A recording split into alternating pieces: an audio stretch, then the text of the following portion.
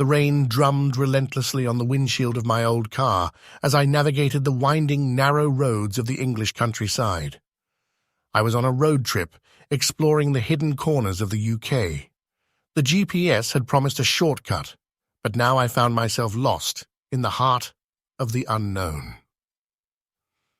The only illumination came from the dim headlights cutting through the inky darkness. The fog had rolled in, thick as cotton, making it nearly impossible to see more than a few feet ahead. My fingers clenched the steering wheel, and my heart pounded with unease.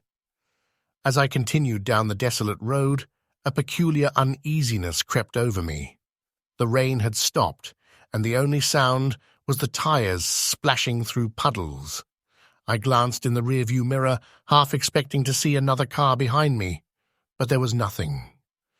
It was as if the world had fallen into a deep, silent slumber. Just when I thought I couldn't feel more isolated, I spotted a faint glimmer through the fog.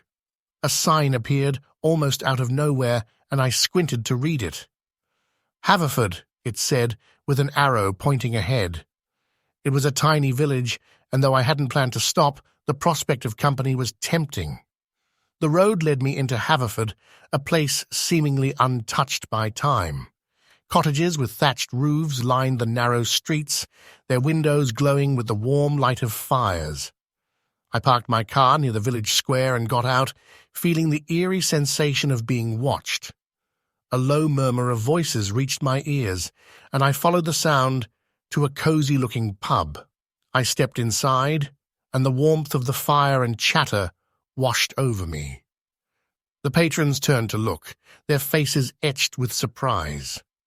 "Stranger," the bartender said, nodding towards an empty stool at the bar. "You must be lost to find yourself here on a night like this." I settled onto the stool, grateful for the respite from the eerie road. I ordered a pint and chatted with the locals, who spoke in hushed tones about the village's strange history. They told me about the legend of the Haverford ghost, a spectral figure that was said to haunt these very roads at night. Tales of lost travelers who had encountered the ghost and never returned sent shivers down my spine. As the night wore on, the conversation grew more unsettling. The villagers spoke of a cursed road, the very one I had taken to reach their village.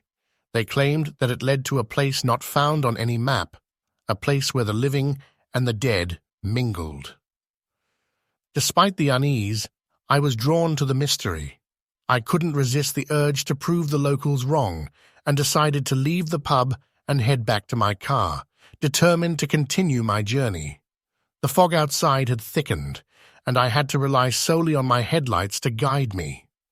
The rain had returned, and the wind howled through the trees, creating eerie shapes that danced at the edge of my vision. As I drove back onto the cursed road, a chill ran down my spine. The village and its warm pub were quickly swallowed by the thick fog, and I felt like the last living soul on earth. But I pressed on, my heart pounding with a mixture of fear and curiosity. That's when I saw her, a spectral figure in a flowing white dress standing in the middle of the road. My foot slammed on the brakes, and my car skidded to a halt just inches from her ethereal form.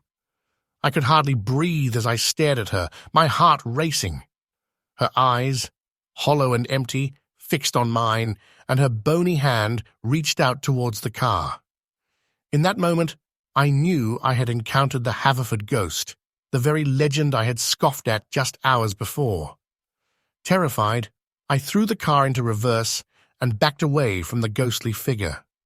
She made no attempt to follow, only watching with those empty eyes as I retreated into the fog.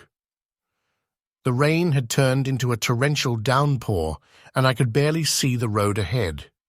Every shadow seemed to conceal another spectral presence, and I couldn't shake the feeling that I was being pursued. Hours passed like this, the road stretching on endlessly. I had lost all sense of direction and was trapped in a never-ending nightmare. Finally, just as dawn broke, the fog began to lift, and the cursed road gave way to a familiar highway.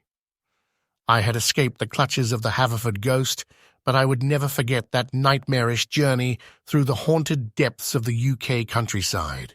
It was a reminder that there are mysteries in this world that are best left unexplored, and that some legends are more than just stories. They are warnings of the darkness that lurks just beyond the edge of our understanding.